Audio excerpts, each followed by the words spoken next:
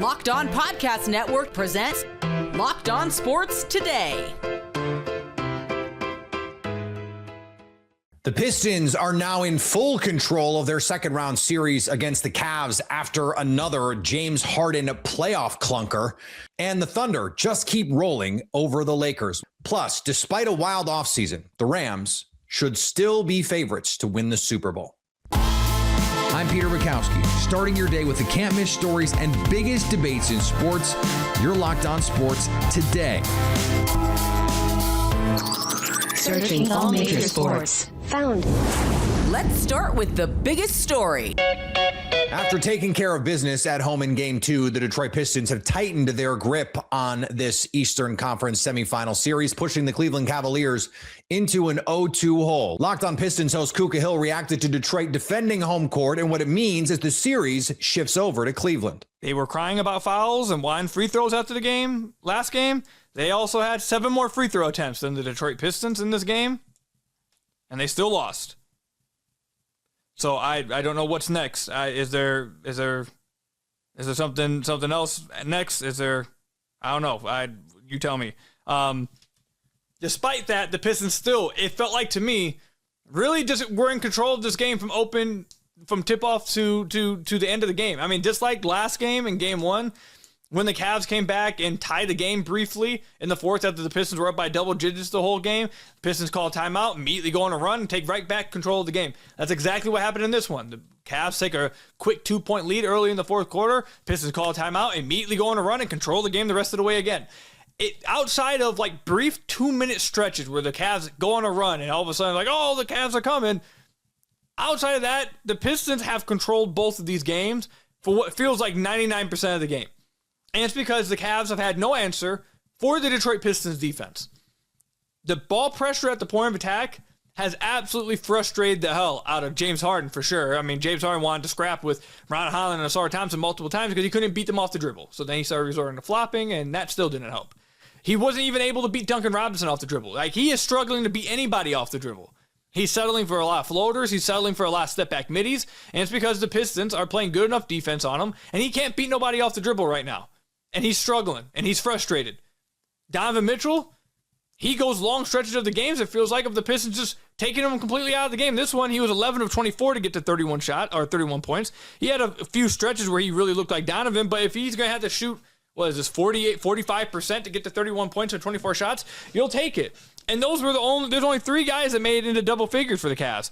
Jaylen Allen had 22, Donovan had 31, and James Harden had 10 points. On 3 of 13 shooting, he yet again had more turnovers than field goals made. And that is all about the Detroit Pistons defense. It starts with Asar Thompson, who was in foul trouble this game, which the only reason why the Cavs scored 30-plus points in a quarter, I think that was the first time they have, correct me if I'm wrong, but they scored 32 points in the third quarter. The only reason why that happened is because Asar was in foul trouble and missed 10 minutes of that quarter. He came back into the fourth quarter, and now they went right back to getting clamped up. So they haven't been able to score. They haven't been able to beat the ball pressure. That's set by Asar. That's set by Ron. That's been set by Cade, which we're about to talk about in a minute, who has been incredible on defense. That's set by even Danis frustrating the hell out of Donovan Mitchell, like you saw at the very end of this game on back-to-back possessions. That's set by Karras, even in his minutes, frustrating them. That's set by even Javonte Green checking in, who's been frustrating them. It's just wave after wave after wave after wave after wave of defenders that these guys are struggling beating off the dribble and struggling to get all the way to the paint. Because even when you do get a step on them, you have incredible help defenders and all the guys I just named, and their big men, and Duren and Stu, meeting you at the rim or rotating and stopping you before you can get to the paint. I asked JB after the game about how they're playing JD in the pick and roll, how they're having him much more aggressive in the pick and roll, having him playing super high at the level, having him be more aggressive on the ball handlers. The Cavs have no answer to that. They have yet to be able to answer that. They have, every single time the Pistons have brought pressure in that pick and roll and have trapped or blitzed or played aggressive at the level, it forces a ball pickup from Harden or Mitchell, and neither of them have been able to find an open guy off of it because the Pistons' backside rotations have been absolutely incredible. They've been tagging and recovering before a pass can get there, and the ball handlers have struggled to keep their dribble alive against it. They have had no answer against it. It's absolutely frustrating the hell out of them. And through 2 games, this Pistons defense, again, has allowed 101 points in the game, and 97 points in another one. And if I'm a Cavs fan, or if I'm someone rooting for the Cavs, I am concerned, not just because you are down 2-0, but because I don't know how they counter that. I don't know what the Cavs are going to do to be able to counter that. Can they hit more threes? Yeah. And will they probably hit more threes at home? Yeah, role players shoot better at home. Probably will. But how do they counter the fact that they can't beat guys off the dribble? How are they going to counter the fact that the Pistons' physicality is just overmatching them? How are they going to counter that? I don't know. Because even in this game, the Pistons didn't dominate the margins that much. They had 3 more offensive rebounds. They turned the ball over actually 2 more times than the Cavs. They only had 4 more points off of turnovers. The Cavs actually did a fine job of getting back in transition and not turning the ball over as much. But it didn't matter because they couldn't get an open shot. They couldn't hit shots because everything was contested. They had more second chance points than the Pistons in this game. And the Pistons fouled more. And they had more free throws. And despite that, it wasn't enough because the Pistons' physicality frustrated them in a way to where they couldn't get any type of shots. And their rotations off the ball and their ability to contest shots at the rim, take away driving lanes, it's just frustrated the hell out of this team.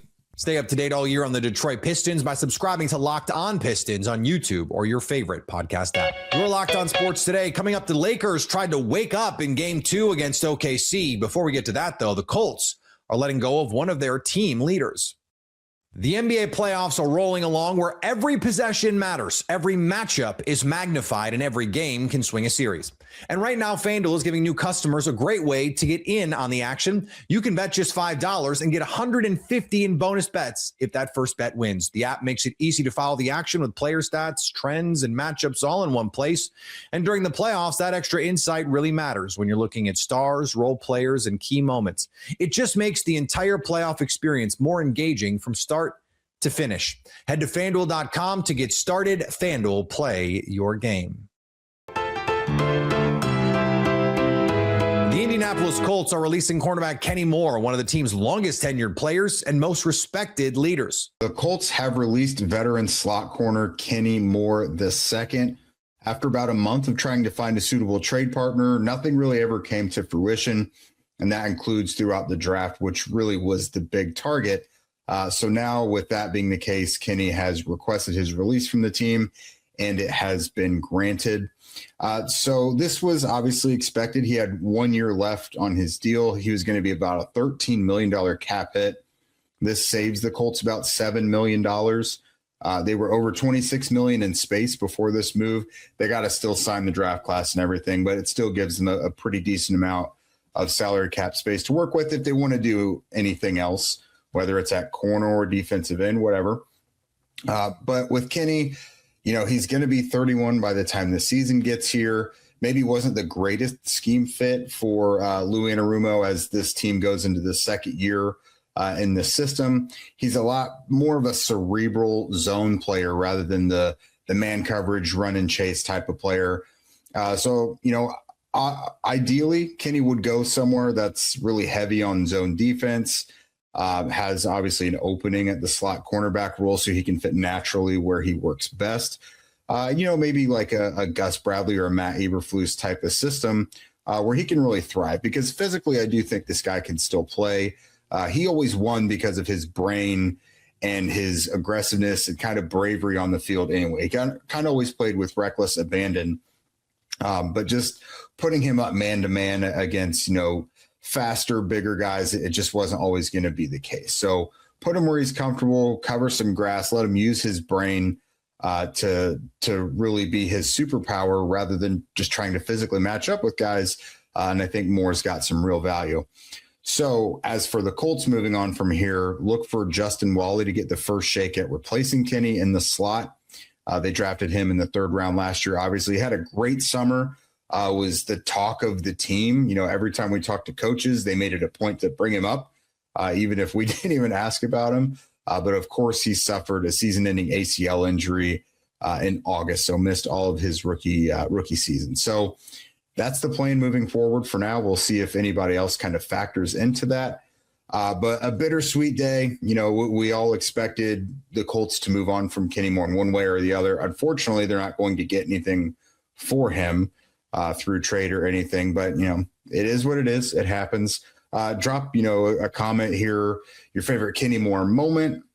what you think about this move and how the whole situation was handled, because this was a little bit odd from the beginning. But just let us know what you think. We're going to have more on this on the Locked On Colts Squad show tonight. Check us out on YouTube and wherever you listen to podcasts. Over on the diamond, the Cubs now tie the Yankees and Braves for the best record in baseball. Well, it's interesting that you say they didn't play that well, which goes to show the lethal part of their team, because at one point in this game they were up 8 runs and they won by 5. And so to win a game like that, which maybe it wasn't as buttoned up as you would like, or maybe they did accept a lot of walks. The other team out hit them, and you still won by 5 runs. You completed a sweep over a division team that, dare I say, looks more like a pretender than a contender this year. They are 26-12 overall. They're 19-3 since April 14th. It's unreal. Yeah, I guess not playing well is probably the wrong term. It's just so different. Like, for example, they just swept a 4-game series against the Reds, and the 2 main guys in the lineup that have really been carrying them outside of Happ, Ballesteros and Horner, went 3 for 26 in the 4 games, wow. And they still won 4. I mean, it just speaks for it just speaks to the depth. And again, I think the walks was probably the big story today. And on the playoff ice, the Flyers look to get a game back from the Hurricanes. For the second straight series, the Carolina Hurricanes have a 3-0 stranglehold series lead after beating the Philadelphia Flyers 4-1. Special teams was the name of the game. 2 power play goals, a shorthanded goal, and they got a 5-on-5 goal finally. 3 guys scoring their first goals of the playoffs: Jordan Stahl, Andrei Svechnikov, and Jalen Sheffield. Jalen Sheffield was the shorty. Frederick Anderson, 7 straight wins. He's absolutely on fire right now. The Hurricanes are just absolutely rolling. And now it's do or die time for the Flyers. Now they're down 3-0 with Game 4 on Saturday. And right now the Hurricanes are looking to go for back-to-back sweeps. Is it possible? Yes. But they always say the fourth one's the hardest. But the Hurricanes right now, just absolutely rolling, doing the business. And now it's get ready for Game 4 on Saturday to see if they can close out another series. After taking Game 1 and keeping their foot on the gas in Game 2, the Oklahoma City Thunder now have a monster advantage over the Lakers. Locked On Thunder host Rylan Stiles reacted to OKC protecting home court and putting this series in a chokehold. The turnovers, some of them are turnovers of commission. Some of them are turnovers that happen because Explain what you mean by that. Explain what you mean. Turnovers of aggression. You're trying to make something happen. You're splitting a double team. You're trying to get to the basket. You're making an aggressive pass to try to create maybe an easy basket inside, whatever it might be. I mean, those happen in part because you are trying to. You've got to play right on the edge against Oklahoma City. Like you're not as good as they are. And so you have to force some things to try to create opportunities. That's going to happen. Some of them are just, I think Marcus Smart was actually the worst with this in many instances on Thursday, are just passes that are careless, too slow, not, just kind of going through the motions where you're just dropping the ball off. And in a regular season game, the ball gets where it's going. In a playoff game against Oklahoma City, it doesn't. So there's some of that. So I mean, it's a mixture, but at the very least, the ones that are of the most careless variety, you got to cut those out. Yeah, like I remember there was an example in the first quarter where Marcus Smart threw like a pretty long over the top semi-lob to LeBron, who had a deep seal. And the lob honestly was too slow. And LeBron had to basically come back down to the ground to gather it. And then upon going back up, he got blocked by either Hartenstein or Chet. I don't remember which, but the point being, like, everything has to be timed perfectly. And like everything just has to be done with precision against this team because they're really good at capitalizing on mistakes. Like, again, I thought the Lakers did a lot better in a lot of different things better in game 2 than they did in game 1. And I talked about how I wanted to see them just moving more in general offensively, moving off ball, creating opportunities that way. And there were at least 4 or 5 possessions where guys got open shots that they hit specifically because they were relocating off ball. And, I remember that happening once with Rui. I remember happening once with Kennard. These are really good things. And as you said at the top, you can't fault the Lakers for a lack of fight. You can't fault them for a lack of effort. And they're not rolling over against this team, but they just have so little wiggle room. And you're going to end up making mistakes that the Thunder will force you into, but you have to avoid the ones that they don't. And they're not doing a good enough job of that. Right. And the officiating in this game is going to be a story, and we'll get to it as at some it point should over be. the course. Yeah, we'll get to it at some point over the course of the show. The bottom line here is, and I don't want to be totally reductive here and just be like, whatever. Oklahoma City is significantly better, and the depth question is particularly problematic in this series because Austin, we'll spend, I think we'll talk about Austin a lot over the course of the show. I think played overall really well. It was a really good and important game for all the reasons that we've talked about leading up to it. And people saw, if you've watched the last 2 or 3 episodes that we've done, we've focused a lot on why this game and the rest of not just this game, but the rest of this series matters so much for Austin and the Lakers. Austin did his job. I think LeBron, certainly got off to a really nice start. They tightened up on him a little bit in the second half. But overall, 9 of 18 from the floor, 50% shooting. Rui hit 4 of his 7 3-pointers. Guys were sort of doing what they could do, but you get down into the bench and, Oklahoma City is running out, Cason Wallace and, Jared McCain, who was insane in this game. Jalen Williams had 7. Alex Caruso had 5. They had, I believe, 42 bench points, 44. 48 if you include garbage time. And the Lakers, among their regular bench players, Kennard had 10, but that was front loaded. And that's basically it. Jackson Hayes had a couple buckets. There's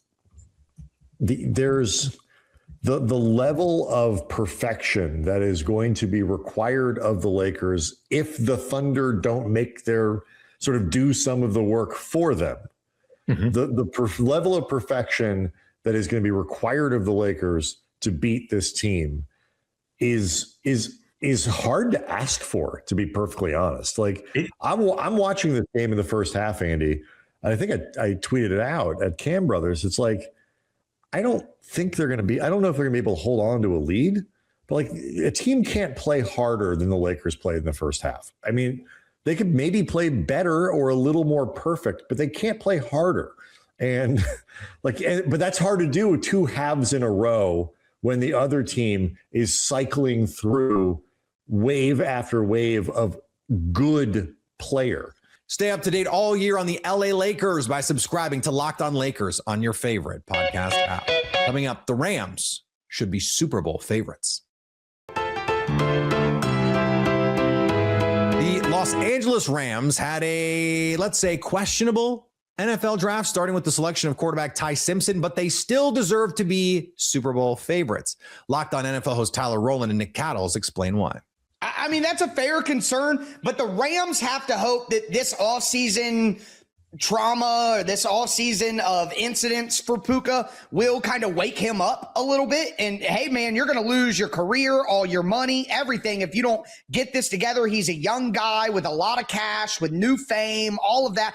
This was a 5th round pick. It's not like Puka Nacua was a star in college. You know what I mean? I think he went to BYU, so it's not like he's used to this fame, fortune, attention, all that. So I am going to choose to believe that it's a wake-up call for him, that it's not going to ruin the Rams season. And with everything you said, I think that we're on the same page with the Rams at number 1, but I had the Seahawks at number 2. So where do you think the Seahawks deserve to be that high, or are you worried about maybe some of the talent losses, not only players, but Clint Kubiak at OC?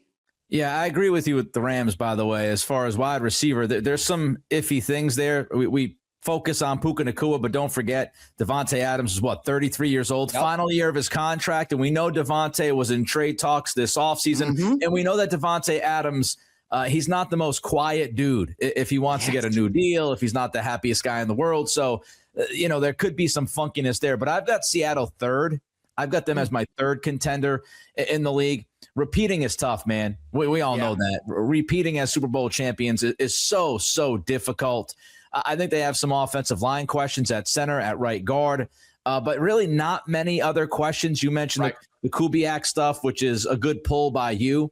I still think Sam Darnold is a guy that you win with, not because of as good as he played in stretches. I do think Jadarian Price should be really good. I'm not sure if right out of the gates he's going to be better than what Kenneth Walker gave you last year. And I do wonder, Tyler, do you have enough at wide receiver? Now, of course, JSN is a stud. He's unbelievable. But Rashid Shaheed, it wasn't like he lit the world on fire with this offense last year. He'll have a full camp. Cooper Kupp is 33 years old. So can you still get a lot out of Kupp? Will Rashid Shaheed make as much of an impact as they hope he will, giving him the contract that he got? But let's be honest, that defense, man, I mean, you replaced Boye Mafe with Dante Fowler. I think that's a pretty good job there. Your defensive line is deep and talented. Reek Woolen was up and down last year. You've got Josh Jobe and Devin Witherspoon. Nick Eamon-Wari, obviously, second season should get better. You do look at safety, trying to replace Kobe Bryant. But ultimately, I trust Mike McDonald, and I think they're going to be good enough to be in the hunt all year long. And finally, Aaron Rodgers' watch rolls on, and now it's headed back to Pittsburgh. I feel like I need to do the Anchorman Panda watch, but it's Aaron Rodgers. The 42-year-old is expected to visit the Steelers this weekend, and all signs are pointing toward a return, whenever he feels like it. There's still no deal, no deadline, and honestly, no real rush from either side. Just a whole lot of we'll see at this point. It feels less like free agency and more like a waiting game, with everyone kind of assuming how it ends. Just more Aaron Rodgers drama he said he never wanted to have. Okay, buddy. Coming up, do the Wolves wake up from whatever Spurs-induced coma they found themselves in during Game 2? So at least until tomorrow, stay locked on sports today. Locked On Podcast Network presents Locked On Sports Today.